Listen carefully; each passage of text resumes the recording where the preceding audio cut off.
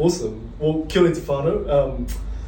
Welcome to the first episode of Misunderstood Podcast. Super excited today about our guest. But to give you guys a bit of an intro, every great designer, creative and innovator has been misunderstood at some point.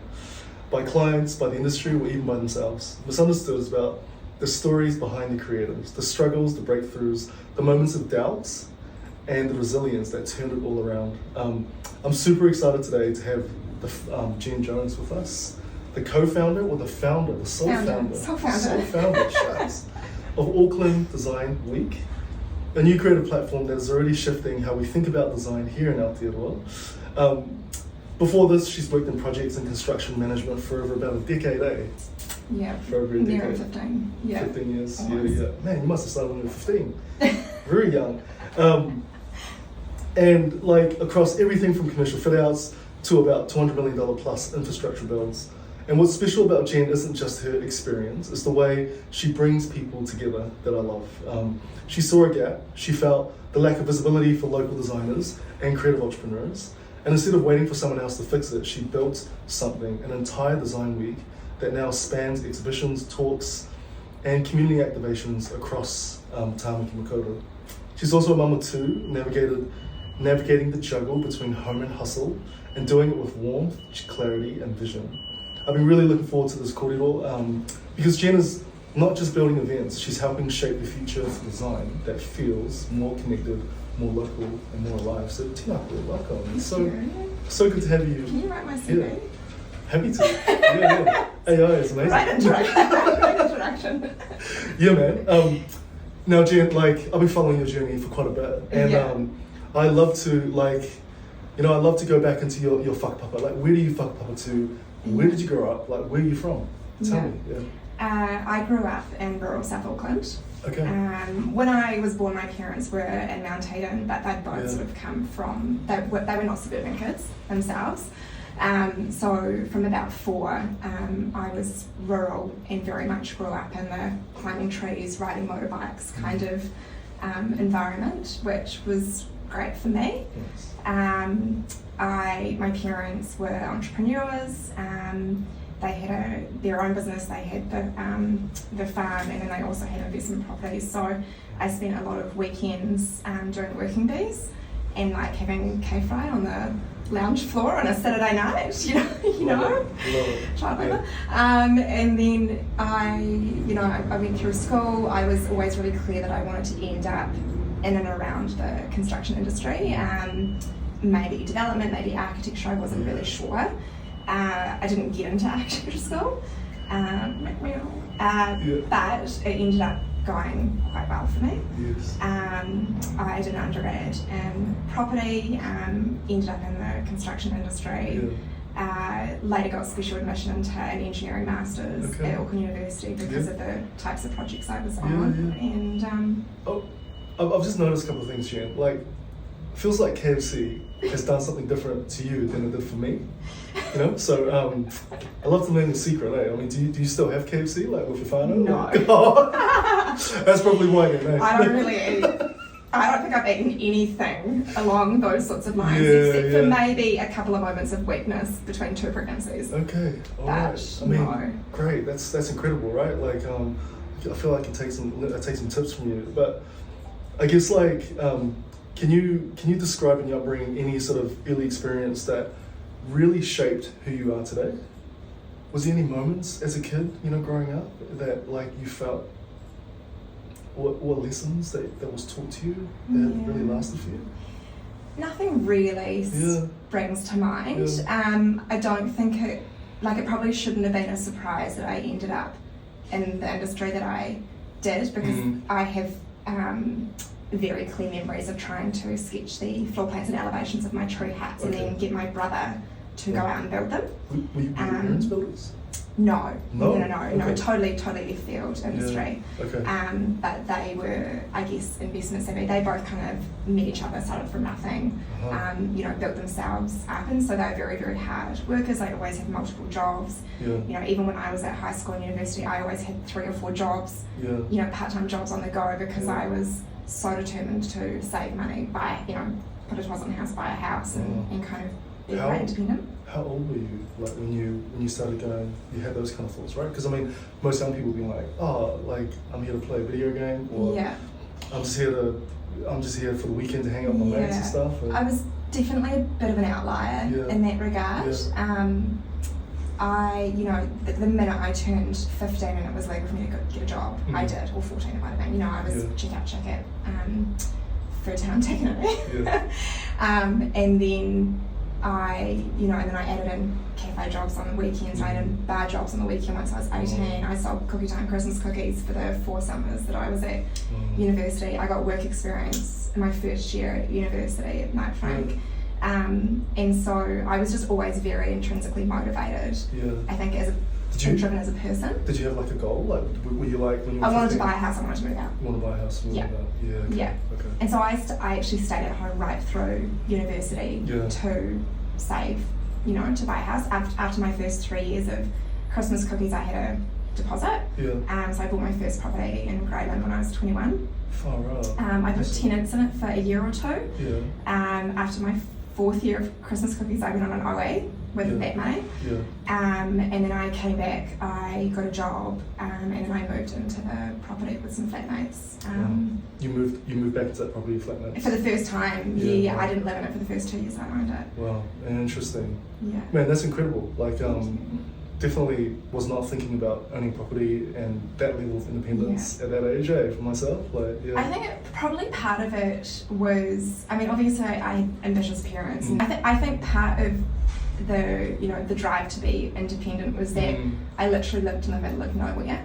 And so independence, or like having a social life or anything, required me to have money, get a car, etc. And then I didn't really like the idea of paying somebody else's mortgage. And for as long as my parents were prepared to support me being at home with the right intentions, because I had these goals, it kind of worked. And they spent a lot of time at the batch or whatever, so I was fairly independent anyway. So you were a young person and you were motivated. You had this goal. Did you feel out of place, like among your peers? I was one of the few at high school who had a really clear vision for what I wanted to do or be. So I knew what subjects I needed to take, and what extracurricular activities were going to be good for me. I did Young Enterprise Scheme at high school. I think that's quite rare. At that level, to go into 5th, 6th, 7th form and know exactly what it is that you want to do and what papers you have to take. And I was also just like a bit socially awkward. So. My super interesting. I mean, like a little bit about like our whakapapa. My parents were Chinese immigrants. My whānau my parents grew up sort of like pretty poor conditions in China. It was like the end of the Cultural Revolution. For them, like eating meat was a rarity.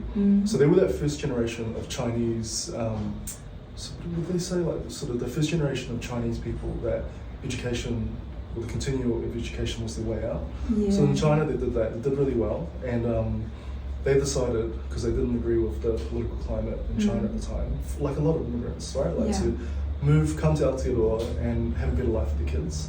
And what they didn't realise was like just how difficult the 90s were for immigrants. And so a big part of my upbringing was seeing my parents struggle. Like we didn't have any money growing up.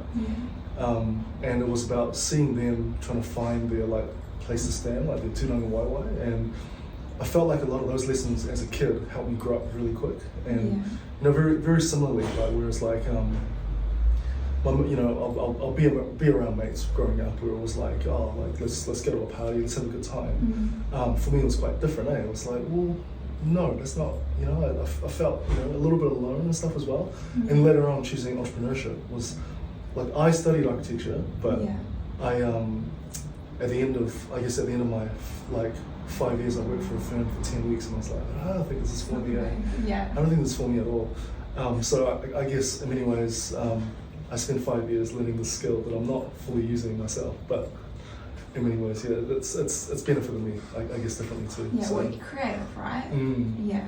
I think I'll be the first to admit that I had a very privileged upbringing. But my parents started with nothing when they came here and got together, and so there was definitely a lesson of the value of money growing up, and it wasn't, not everything wasn't handed to me on a silver platter, because it wasn't intergenerational wealth. They worked hard for everything that they had, and they definitely instilled that mindset into my brother and I as well. Nice. That would probably be the key, the kind of key takeaway, and I try and do the same with my kids as well. That's really cool, right? Like, I think that's really cool. Like, I think there's this reflection that what is it? I say it's like it takes for some that grow up in privilege, it takes if there's intergenerational wealth, it can take up to 2 or 3 generations to squander that. But if you instill values, like I've been thinking about this lots, like with my kids, right? In many ways, I'm super glad that my kids, like they're 10, 8, and 6. They're growing up seeing me not made it, but they're seeing the work effort to be able to make it work. And I've always wondered, like, man, like if I feel like if I had money, I'd probably not be the greatest parent to be able to instill the same values for my kids. As they get older, like, will they? I think about it all the time. I think about it all the time as well. We have those money conversations now. Can we have this? Well, no, and this is why, because mummy and daddy have to go to work, and we've got the things that we've got to pay for. And I don't think that there is ever, it's age appropriate language, but I don't think there is ever a point where kids are too young to start to understand that conversation. And so we're doing the same. I mean, my kids are 3 and 5, so our 5-year-old is kind of just really starting to grasp, this concept of us working and why, and the flow and effect to, to other things. I love it. My proudest moment was my boy wanting to save up for like a $200 set of Lego, and I was like, okay, so we give them pocket money to do chores around the house. And they get half. So if they're 10, every week, if they do all their jobs well, they get half of their age in weekly pocket money. So my 10-year-old gets $5 by default, right, by doing his jobs. And I was like, okay, all right, Theo, like, you want to save up $200? How long is it going to take for you to do that based on the pocket money that you earn from doing chores? And he worked it out. He's like, 5 times this many weeks is going to be this many weeks, right? A couple of months. And I was like, how do you feel about that? He's like, no, that takes too long. I'm like, okay, like, what else can you do? And he goes, well, I could ask to do more jobs and get paid more. I'm like, that's a good idea, right? And then I see them, and I was like, how do you make money? How do you make that money a little bit faster? And he goes, maybe I can sell some products. I was like, okay. And then we have a 3D printer at home, and then I taught him how to 3D print and stuff. And I was like, okay, let's do some calculations, right? If you made a product and you can make one a day and you sell it for $10, how much money do you think you can make to get to that $200 Lego? And he goes, whoa. So the moment the light bulb So he did this first thing, and he ended up 3D printing stuff for his mates. And I think it took him about 4 weeks to make his first $200. And he went and got Lego, and he's got his goal, and he now thinks he's rich, and he's like, oh yeah, I don't need any more. So and I'm now trying to teach him, what is the next goal that you can have that you can sell towards? It's so fascinating, but I feel we'll go through toys and possessions, and we either give things to our friends with younger kids, or like my brother's about to have a baby next week, or I'll talk about selling things and being able to use that money. I mean, I ultimately administer that whole process, but it's just getting them to understand the process and the touch points, right? And I love that. I love what you're doing, especially your 10-year-old. It's a lesson. It's a bit of a journey, and I'm trying to get them to experience the consequence and the reward also if you put in the work. But going back to yourself, I'd love to actually understand from you, like, what were some of the moments of doubt? Like you, I still can't get over the fact that, like, you were 15 and you had a goal of wanting to buy the house. Like, as a kid, or in your sort of next stage of the journey, what were some of the biggest doubts that you had to pull through, that you had to push through as a young person? I mean, I experienced the realities of workplace politics from quite a young age.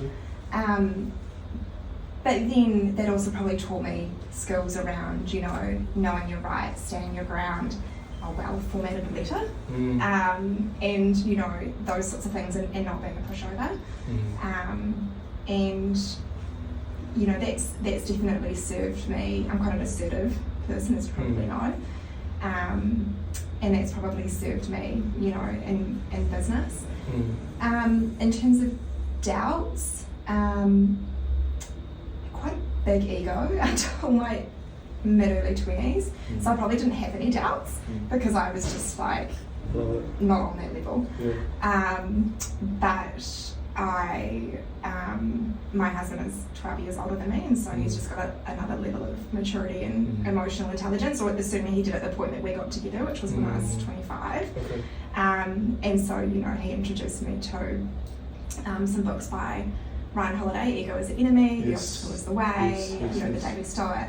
And that was like putting me on a whole new path in terms of personal development, because that was what I hadn't developed. I hadn't developed, you know, that emotional intelligence and maturity, because I think I've been so focused on achieving from a business or investment point of view that I hadn't actually worked on myself. I feel you. And that was quite confronting, having this like 37-year-old be like, you've got a massive ego, and I'm like, do you want to get with me or not? Like, what is this? But he now often talks about my continual improvement program. Wow. But he has one too. So I manage yours, you manage mine. Yeah, exactly. Now we manage our kids. That's cool. That's really cool. Yeah. I want to take a few steps back. You mentioned that, like, so you finished school. Yeah. And then what happened? You went to... I went straight into university. Into university? Yeah. So you told me before that you applied for architecture. Didn't get in. Didn't get in. Why did you apply for architecture? And I just thought it was the pathway. I don't think I was actually that into it in retrospect. And there may have been a little bit of ego at play there around, you know, I have to be an architect or an engineer or whatever because I've come from a family of engineers, and that's like on the same path. Interesting. And did your parents have expectations about you? Like, Jen, you need to do this? Not really. Okay. I mean, there was an expectation that, well, not an expectation, there was always, we always talked as if the next thing after school was university. Like, we didn't really ever talk about other options. But I flunked my entire first year at university, and my mum did sit me down and she was like, you know, if this is not for you, like, you don't have to finish. And I was like, excuse me, I'm quite determined. I will finish this. I started it, I will finish it. And I did. It just took me a year longer than usual. But that was just because I was lucky in a way that I kind of coasted through high school. I didn't really have to work that hard, to be fair. And then I went to university and didn't realise that I couldn't do that. I couldn't not do the work. And so I was off making money, you know, in my part-time jobs, which was great, but my education suffered at that point. And that was a bit of a reality check for me. What did you study in the end? My undergrad was property. Okay. So the first year was mostly commerce. So 8 papers, the only 2 that I passed were the property ones. And the 6 that I failed were commerce. Which is ironic because now I'm in business. But I, you know, and I did economics 101 3 times. I did Common I think 3 times. I think I did accounting 3 times as well, or at least twice. So, you know, and but that's shaped who I am now. And I'm very aware of the areas where I need to pay someone to do the thing. My accountant being one of them, and he's been my accountant for 12 years, or 10, 12 years now. And so, you know, like... I love what you said there, about knowing our limits. So that we can operate in our... We can't do everything. We're all good at a handful of things. Maybe one thing that we're really good at, really good at.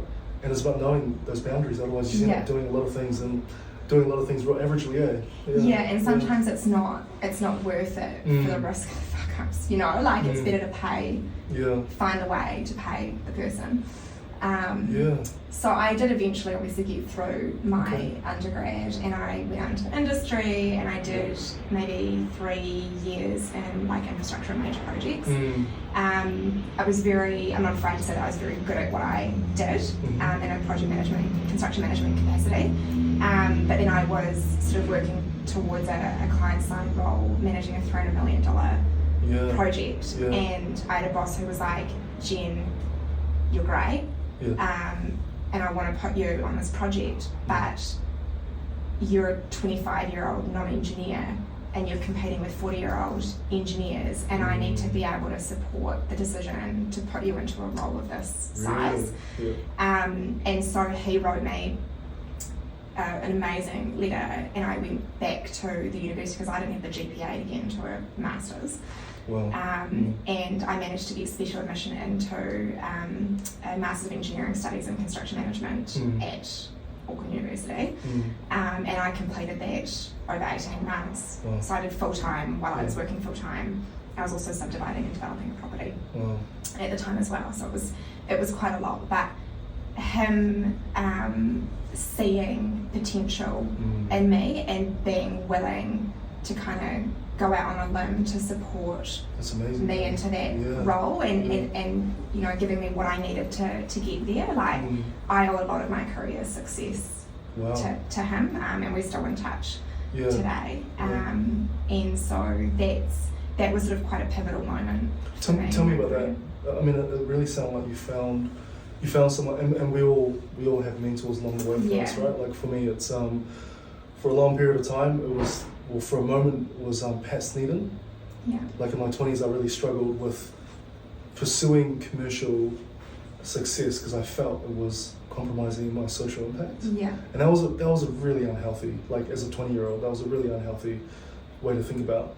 And it was him that was like very like get that out of your brain. Like your commitment to commercial success is your long-term commitment to your social and environmental impact. And I really love that. And he gave me that permission. I felt like, he fully reframed it for me. But like, I mean, tell me about this. I suppose this relationship that you've got with this person that you found that they saw something in you when you were young. Kind of backed you. Like, what was that like? Reassuring. Just nice to have somebody who, instead of pulling me down, particularly as a young female in construction, you know, it's a bit of a cliche to, you know, talk about glass ceilings and things like that, but I mean, I have a really distinct memory where I was working on a Fletcher's site in 2014-15, around that time, where a man just came up to me, he was maybe in his 50s or 60s, and he goes, Jen, no one's ever going to listen to a silly little girl like you. And you can just imagine with my personality, that was like fuel to the fire, and I was like, let me show you.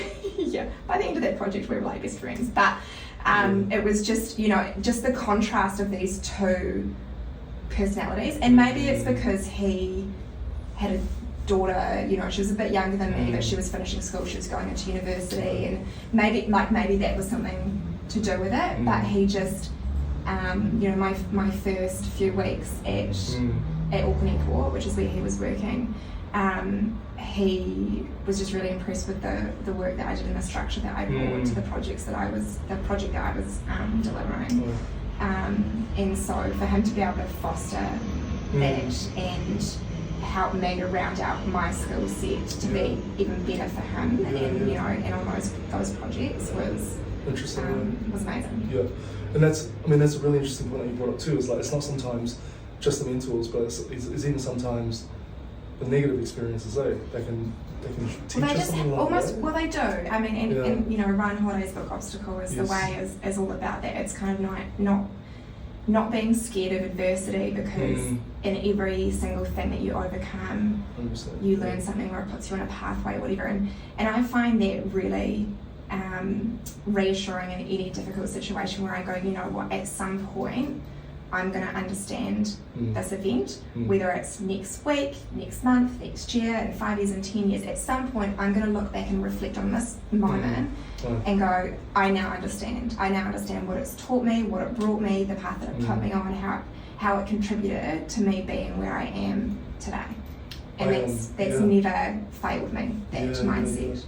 Interesting, eh? Like, so I used to follow Malcolm Gladwell quite religiously, and he, in one of his, I think it was in one of his books, David and Goliath, or Outliers, one of the two, he talks about like the research that was done during World War II when the Germans were trying to demoralize the British by bombing their cities, and the expectation is that like if you lived in a house and you had a bombing that is maybe a block or two away, you'll feel a sense of fear and you'll feel a sense of like, oh, we need to stop the war, we gotta run away, we gotta stop all this. But it actually produced the opposite effect. And that like it created indifference. So those who had a near miss or had these traumatic experiences actually came out a lot harder than before. And more resilient. Yeah, more resilient, and it was like, actually we don't care. It gave them more fuel. So I found that really interesting, as you were talking about this as well. Like, I definitely felt like when I went to uni or when I was out of place. Like it was. I had a few interesting experiences with lecturers that was borderline abuse, and and like in my last year of uni, I did this masters, and I had this really great mentor, and this German fella that grew up sort of post-war. And he goes, Rory, like, these are your values, you should stick by them. And I don't see you as a designer that's going to be designing commercial buildings. You're going to be doing something else. And so why are you gonna play the game? It's funny, when people have been around a little bit longer, who just, they've met and seen so many people that they can identify the ones who are going to be exceptional or do something great. So and I find it so interesting too, like if you look into entrepreneurship, the ones who disrupt the industry are not the ones who are from the industry. Like, not that that's a hard and fast rule, but like Steve Jobs he's not an engineer, and he dropped out of school. You can argue that, like, I'm not a fan of, I'm not a designer, I didn't study business either. So. I didn't study material science, I didn't study tech. It was just like, I think I should give this a go and see where it goes. So you worked for Auckland, was that Auckland Airport? Auckland Airport, Yep, so how long did you do there? Maybe 3 years. 3 years? It was quite a big project, 300 million. It was the new International Departure Lounge project. So I mostly worked across logistics and the staging and the methodology and the programming. It was quite a big piece of work, but that's kind of how my brain works. I can kind of zoom out and go, well, if there's a delay here, I understand the flow and effect here and here with these stakeholders or retailers or whatever. And then, we obviously the experts in there around developing the methodologies from a technical point of view and that sort of thing. The two main milestones for me there were probably, I managed a piece of work where we popped the roof across the western side of the terminal, and then separate proportion one, which was where the current immigration duty free is. I delivered most of that. But I met my husband at Auckland Airport, and it just got to a point where one of us had to leave. Oh, really? And it didn't really make sense for it to be him with the role that he was in. And I was kind of done with steel and concrete at that point, so I left and went into high-end corporate fit-out with Unispace. And did a few years there as well. When you were like working, when you were working at Auckland Airport and then Unispace, you had your own hustle, right? I always had something on the go. At that point.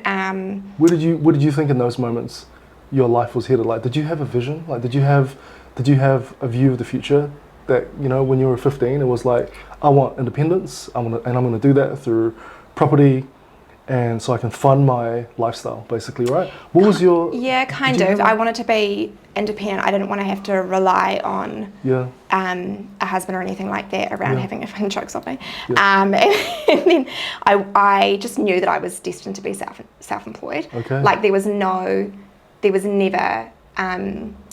any doubt in my mind that I wouldn't work for myself at some point. I just didn't know exactly what that was going to look like or when it was going to come. And I dabbled in a lot of different things. Initially when I went to airport, I was contracting, so that was kind of my first exposure to, look through companies and things like that. When I bought my first property, I bought it under a company name and I structured it like a business. So, everything, you know, maintenance and everything was a tax deductible expense. And so that kind of set my mindset around, you know, at a base level accounting and how you approach different costs and investments. I then bought a property in South Auckland that I subdivided, had a bungalow on it. I moved the bungalow back and originally was going to build on the front. I lost quite a considerable amount of money on that project, and I was 27. Wow. But it taught me so much, a lot. Yeah, I ended up selling the front section, putting a tenant in the back to like sort of buy me a little bit of time, pay down the debt. On it, I was lucky to be earning quite good money at the time, and obviously I'd bought my first property quite young, so from an overheads point of view, I was in a fortunate position. But that was, you know, there was a point there in my sort of mid-late 20s where I went, fuck, I could be bankrupt tomorrow. Like that's, you know, it was a massive hit. And but then that was also my first insight into, well, if I'm in the industry and I know what I'm doing, the lesson here is how, you know, and I made mistakes on my project because I didn't have time to adequately manage it, but I wasn't prepared to pay a project manager because I am one, you know, ego and cost. But then later on, when I went into renovations during COVID, it took me back to that moment where I was like, well, you know, there are a lot of families out there, you know, double working couples, they've got high disposable income, they want to do a big renovation, they're putting their life savings and their house on the line. And how do you not fuck that up? How do you not end up with massive budget blowouts, which we hear about all the time in renovation? And so I kind of use that story as a point of vulnerability to go, hey, I know what I'm doing and I still fucked up. So let me help you to not make those mistakes. So, you know, it's and so that was my first foray into business as well, was in a meaningful capacity, was when I set up my consultancy around helping homeowners to navigate that. When did you make that jump, Jen? Like, how many years were you at Unispace before that happened? So I had done 2.5 years at Unispace, and I went on maternity leave with my eldest, who is now 5.5. And 3 weeks before I went on mat leave, I had an opportunity to work on quite an interesting renovation project. And I kind of knew that I wasn't really going to do 12 months of just sitting around being a parent. I mean, I did get a little bit of a reality check around that notion. But ultimately, like, I was going to get bored. I knew I was going to get bored. And so I was like, yeah, I can do this project, like, on the side, while having a newborn baby. Like, it'll be good for me. So I worked on it for about 6 weeks. And then I took a few weeks off when I had a newborn, and then went back into it. But it sort of very quickly, between that and my subdivision project a couple of years earlier, I identified that there was a little bit of a knowledge gap there, because actually commercial and residential construction is very different. And so I started to write down these notes where it'd be like, okay, kitchen renovation, here's everything I know, here are the areas where I'm missing knowledge. I went out and got that knowledge and I populated it in. And that was just like, you know, writing during my baby's naps or whatever. But then I was like, well, actually there's quite a lot of knowledge here, and so I paid a graphic designer to turn them into ebooks. And then I created an e-course, and then COVID hit, and everybody was renovating and nobody was doing commercial construction. And so by the time I was supposed to go back to Unispace in October 2020, I kind of went, actually, like, I've already got 3 or 4 clients on the go with over $1 million worth of renovations underway. I've got these ebooks that are making me passive income. I don't think I'll come back. And I don't think it really surprised them, because, you know, we talk about being misunderstood, but I think although on a lot of levels I have been my whole life, nobody's ever been surprised that I've gone out and done what I've done, because I was always a bit of a disruptor and a bit of a go-getter. And so, like, you know, I talk about doing these things with people that I used to work with, and they're like, oh yeah, of course, like, because they probably saw that I was, you know, on that pathway anyway. I'm so curious. Can I ask you a couple of, like, real business like numbers kind of questions. Yep. So you monetized the ebook. Yes. How did you do that? What was the process? And how did you make that happen? So I paid a graphic designer to make them look good. Yeah. And then I had already started to build up a little bit of a social following anyway, like sort of posting about it. When did you start Renovate with Jen Jones? So essentially when I went on maternity leave. Okay. I didn't quite land on that name or have that authority for a while. But it started with the ebook. So I was working on this project. The owner of the home was an influencer, so I did get a little bit of social equity through association. Yeah. And she posted when I, launched my website and my website and my ebooks and everything like that, and that kind of helped to build a little bit of momentum. I took excerpts. I repurposed the content from those ebooks into content on socials, and I posted a lot with tips and tricks around avoiding budget blowouts on a renovation. Wow. And I was a point of difference because mostly you've got interior designers and builders, but there wasn't really this person in the middle who could go, look, this is what's going to trigger a building consent. These are the ways that people always blow their budget. This is what you need to prepare for. So it was just a unique perspective, and there wasn't really anyone else in that space on social media.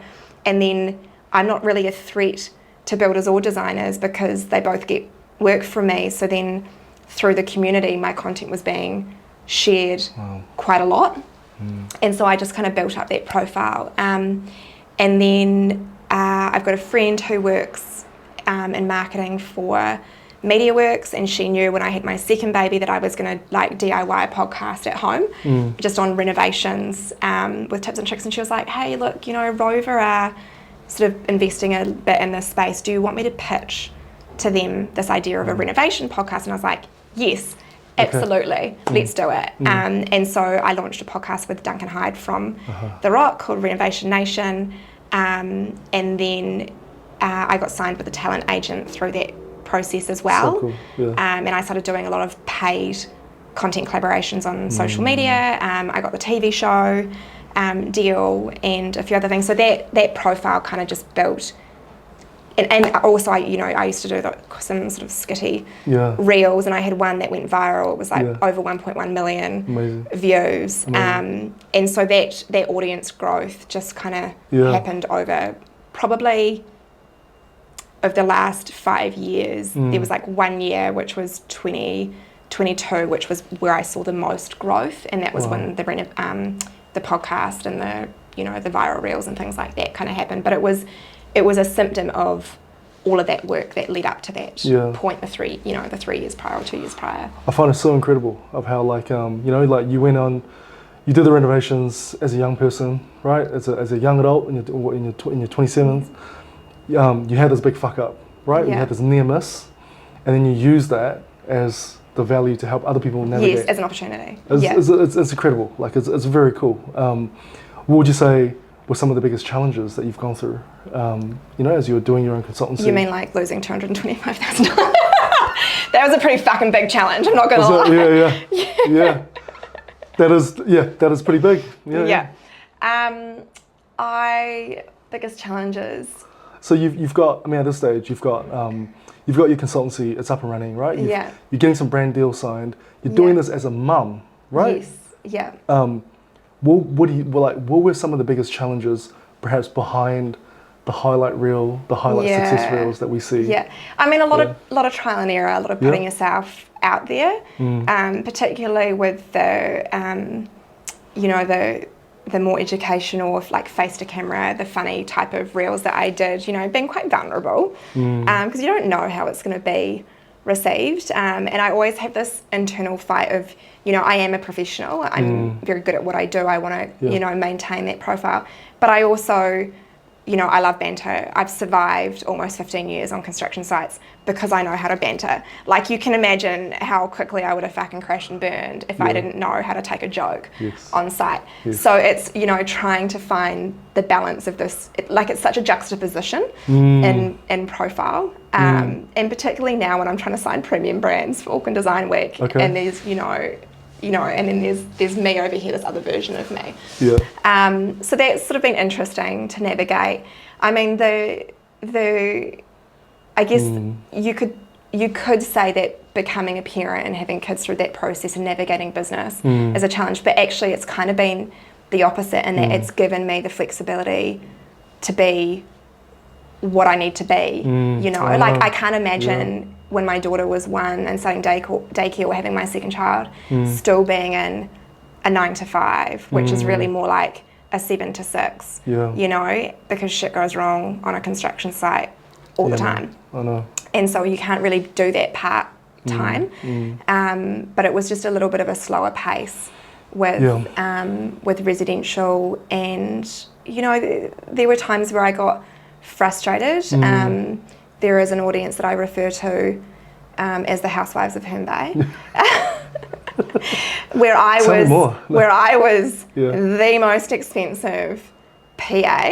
Yeah, is that right? And I'm so not the person to deal with those personalities, because I'm like black and white, spade a spade, get in, get shit done, get out. And so that was quite challenging for me in terms of developing my communication style and personality to be able to deal with clients of all spectrums. Yes. But I think deep down I knew that I wanted to do more. I knew that residential was not really for me. Like, it served a purpose through COVID, you know, because construction went down, residential went up. But then we saw this tipping point, you know, 18 months or so ago, where it started to go back the other way. Interest rates were coming up, people were coming off low, fixing high, renovations just kind of stopped, you know, supply materials, that kind of thing was all having an impact on that sector, and commercial was starting to pick up again. Interesting. And so I started to contract back into commercials, like retail fit out, which is very, very high paced, stressful, full on. But, you know, by that point both my kids were in daycare. It was good money, it was quick money, and I had by then started this process of going, okay, well, what does a design week look like, and how am I going to fund it, and what it's going to cost? What triggered Design Week, Auckland Design Week for you? So, you know, like, I mean, it's so cool to hear the way that you respond, like the way that you respond to opportunities, but also challenges. The way that you respond to market changes, right? Like, during COVID, no commercial builds because no one can be on site. So you double down on residential. And then when the interest rates go back up, you go, oh, okay, well, maybe it's time for us to pivot again. What led you, like, what were you thinking when you were thinking about I don't know, man. My husband asked me the same thing all the time. Look, it's one of those things where, you know, there's a story of how it started, and it seems quite out of the blue. But then actually when I zoom out, I go, really? How long have I been percolating on this, you know? And I am not afraid to say that it was born out of, or that, you know, the inspiration came from Urbis Design Day. I loved Urbis Design Day, and I was not a creative, you know, a designer, but I was industry adjacent, and I have always had a really deep appreciation for good design and the privilege of working with incredible designers, arguably mostly in the architectural spatial product kind of space. But I went to Urbis Design Day in 2015 and 2017. So March 17 was the last one. I remember like emailing them in 2019 being like, when's the next event? Haven't seen any announcements, like, when's it going to happen? And they'd said November 2019, which was when I was due with my eldest. And so I was like, you know, getting close to, great, what date in November is it? Because I haven't seen tickets yet and I really want to come. And I wasn't sure if I was going to be able to. And I didn't want to miss it, you know, because I loved the event. And then, you know, it didn't happen for whatever reason. And then Urbis was hibernated like pretty much March 2020, like, you know, at the beginning of COVID. And then in August 2021, I did an online renovation summit where I interviewed 30 different business owners, small business owners, to talk about their product or service. And that was with a view of introducing homeowners to some of the small brands that they might not be aware of because they don't have the marketing budgets, or, you know, whatever. And so, like us. No. So I think, you know, in hindsight, I probably already had this idea that I wanted to be able to support and uplift those businesses and be collaborative, because really that's kind of what ADW is, just on a much more expensive basis. And anyway, so one of the companies I actually interviewed was Forte Flooring, and I remember saying to Gaius at Forte, do you remember Urbis? You guys were in a VOC then, you know, like that was my first introduction to, actually no, it wasn't even my first introduction to their product, because their head office was in Pukekohe, and they used to buy Christmas cookies off me for gifts. So I was familiar with them, and then they had this showroom in Kingsland. And Gaius was like, yeah, it was a really good event. I was like, somebody should really recreate it. Like, the industry needs something like that. He's like, yeah, they really do. And then that was like the end of the conversation. And so that was August 21. Then we moved house, renovated, I had my son, and then fast forward 18 months to April, Easter 2023. And my husband was like outside, I don't know, sweeping the pavement or something. And I was like, you know, I might just like see if I can figure out what it might cost to, you know, to recreate something like this. Because I was bored. Because 3 weeks prior I'd broken my wrist and I couldn't do anything. I couldn't do renovations. Like I wasn't really working on, I had like one project on at the time. And so I just had free time and no outlet for creativity. And so he was like, well, you've been talking about it. So, you know, for at that point 6 years, he said, so yeah, I think it's worth, you know, having a look. Like having, you know, investigating the opportunity. So I was like, okay, so I kind of like, all the Urbis information was still on their website, so I looked it up and I sort of started to do some figures. And I think it was like 3 or 4 days later I called up Gaius at Forte, and I was like, hey, remember we talked about Urbis and how someone should really do it? I was like, do you think that if I did it, do you think you'd come on as a sponsor? And he was like, yeah, I think we would consider it. I think we'd give it a look. And the marketing manager that had been at Unispace when I was there was now at Forte. So he already knew me as a project manager in terms of like, when I say I'm going to do something, I follow through. So I probably had him on my side a little bit through that as well. And then 11 months later, there it is. We delivered the first event. I mean, I've seen a little bit behind the scenes of what it takes to pull an event of this together. What was it like for you, Jen? Like, as you were, you know, I mean, there's so many moving parts that has to come together, right? What was it like for you to build the event? Hustle people, make phone calls, make it all happen? I think, you know, year one, so March 2024 was our first event, so 11 months in the making. You know, going out to market and talking with, you know, event managers and publicists and like brand companies and stuff to try and figure out who the right team was a little bit of a process. And then going through this R&D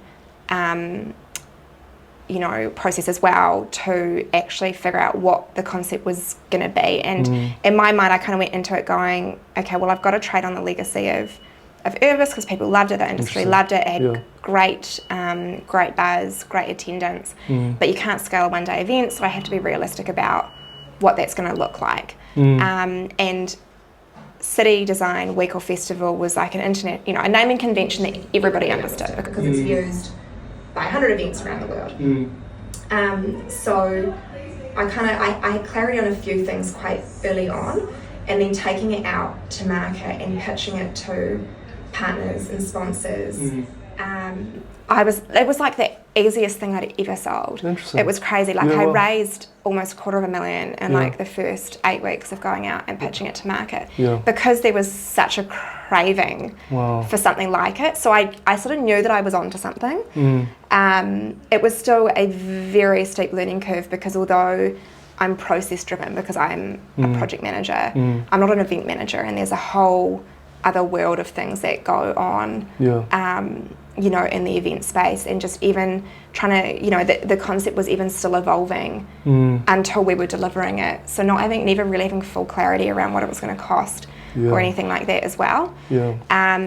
And then I was just so deep in it that even though I went to almost 30 events across the week, and I donned the ADW shirt, I wanted to talk to people, I wanted to get that direct feedback on what was working, what wasn't. I wanted to interact with my customers, my attendees and my sponsors, and understand what was and wasn't working to be able to evolve it for year 2. Okay. But I was so in it that I didn't actually get a chance to stop and appreciate what I'd created. And I think that's one of the hardest things in business, is that you've got to remember to just pause and acknowledge what you've achieved. And it was like Sunday, we'd finished pack out, we'd locked up all the spaces, we'd handed the keys back, and I sat down and burst into tears. And I was with one of the designers who he was packing up his furniture for one of our studios, Deepswood, and I think I just kind of like took him totally by surprise. The poor guy, like, we pulled the roller door down, locked it, and then I just started crying, and he was like, are you okay? What were you feeling in that moment, Jen? Just overwhelmed. Like, this was like day 7 in the week, or day 8. Was this year? No, this was last year. This was last year, okay. Happened again this year. Yeah. But this was last year, where it's just, I just got to the end, I went, oh my God, I did it. Like 11 months. 11 months of slog. I tracked my hours. I'd done almost 800 hours unpaid. I'd still been working essentially a full-time job. Even in like the 6 months prior, like my husband was in the UK, we were selling our house, I was filming the TV show, my son was in Starship, and I was trying to like, launch this thing to market. And so it had just been a really big, period of time in life with a lot of stresses. And then it just kind of all came together, and I sat down and I went, oh my God, like, we did it. We did it. And then it was sort of straight into figuring out what it was going to look like for 2025.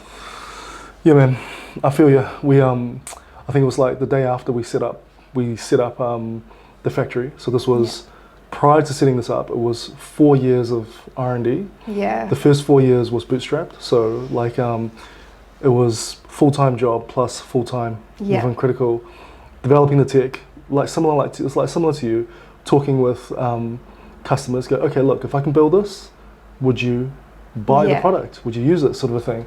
And you never get sort of straight answers, but there was enough evidence to go, okay, we need to double down on this. Yeah. So we raised like $500,000 of pre-seed, right? Yeah. Like 250 of that was from government grants throughout the years, right? Wow. Yeah. The other 250K, like, I convinced my parents to mortgage their house because I am equity, right? Yeah. Like and insane. So like we bet the family farm on this, and my parents are not well off, kind of thing. Yeah. But they back it, they believe in it pretty much, and we put all this effort together. So January to April 2021, we got custom machines, custom tools, everything all done, and then it was the 16th of June, Friday night, finished setting everything up, ready to go the next day. Saturday morning, I was going to meet an engineer, and like I was to hustle him to help me do some free work on designing molds and designing some machine upgrades. Yeah. I drove in, it was 8:15. It's like, why the fuck can't I get any petrol on this road? So Glasgow Avenue, like Cavendish.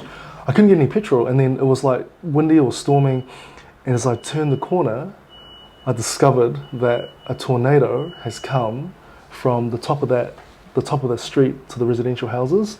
We were right in the flight path. So the tornado came the day after we set up, ripped open the roof like a can opener, destroyed the machines, water damaged everything, bent all the new racking that we spent all our pre-investments on.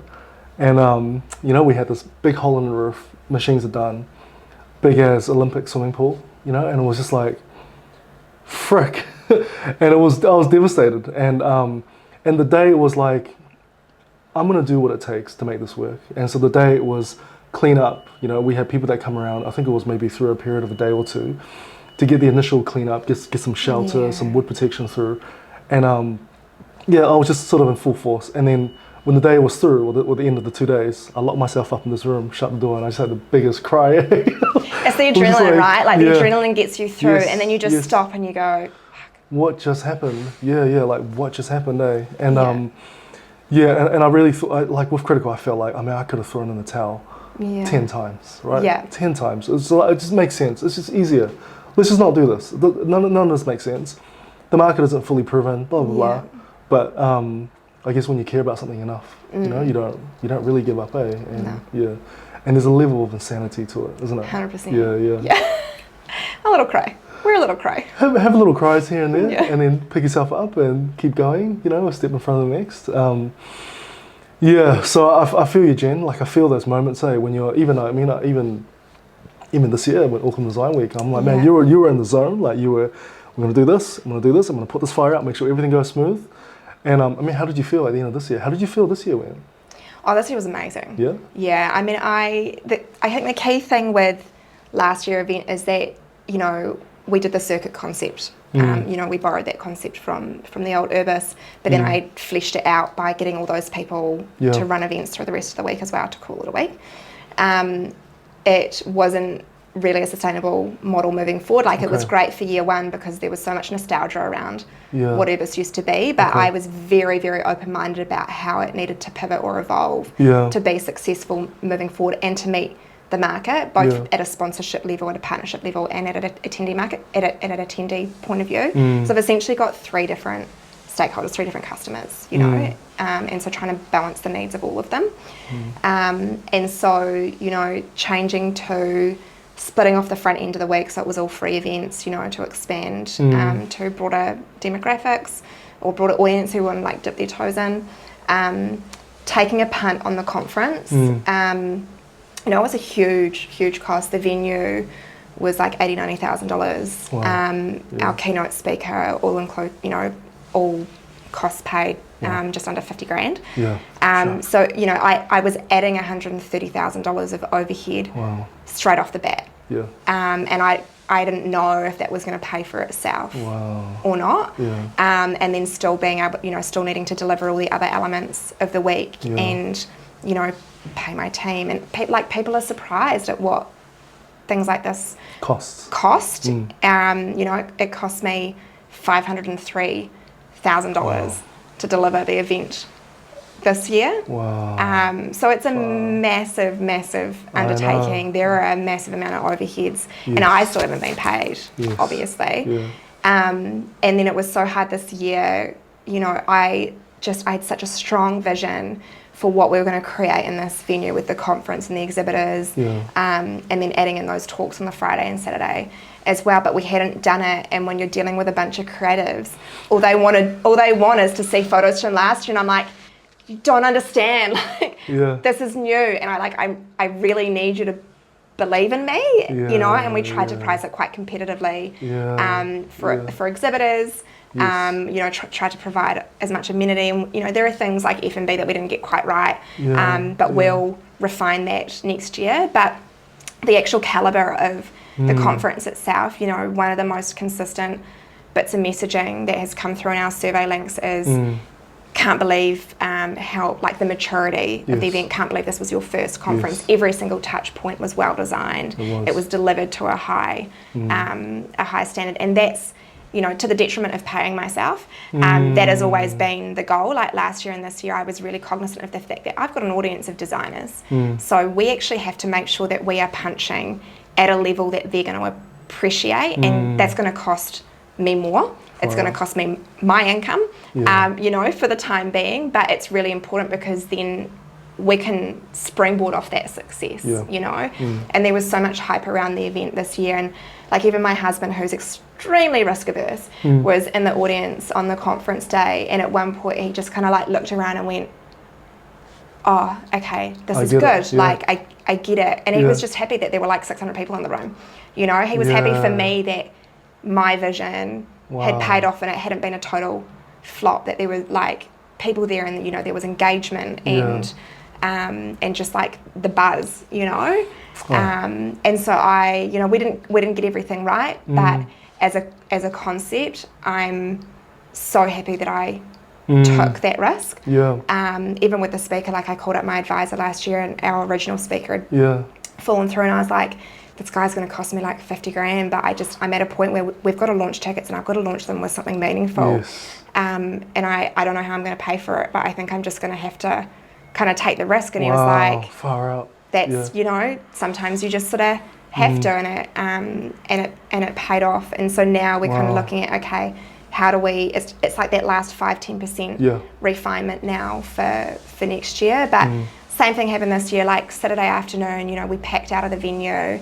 My husband and I, we had a babysitter, so we took all the signs back to my storage locker. We had about 45 minutes to go and get a burger, and I think in the car park lot of our storage locker, I think I just like went to him, and I'm quite a stoic person, and he was like, he didn't realise that I was like falling apart, and he was like, oh, okay, all right. He was like, knew this was going to come because it came last year, but thought it might have been tomorrow. And I just like it, just you know, it's like a weight off. It is. And a physical, a physical response it's to a release. It's a release. It's a release of we did it. It worked. Like, you know, it's that further reinforcement that you're on to something. And then I had to go and deliver 3 more events on Sunday. It's a lesson there. There's a lesson there as well. What's your you know, what's your vision? What's your dream? Where do you want to take Auckland Design? Like, how do you want to use it as a platform to change the world? So initially, from a growth point of view, I was really invested in domestic and international from a travel and tourism and commerce point of view, and that was really about tapping into funds. But I've actually realised over the last 6 months that we have a massive export market. Like, we contribute almost 5% of New Zealand's GDP through export. And you know, we spoke about the creative industries. And the rate of growth is outperforming New Zealand's overall rate of growth for GDP. So there's a massive opportunity there, and so I'm really focused on what can I do to support that and to make it easier for Aotearoa's design community to do business abroad. And you know, Matt made a really good point on our panel that, you know, the size of the market even in Australia is like 14 at least. You know, it's like 10 times the size of New Zealand's market. So if you aren't focused, if you don't have an export goal, your business is probably not going to survive, you know, and even if it's not from a product point of view, we have a lot of creative directors in New Zealand who have gone and done the hard yards overseas and come back to Aotearoa for the lifestyle, but continue to contract out as in-house creative directors for international design brands. And so it's actually a much bigger market than 100%.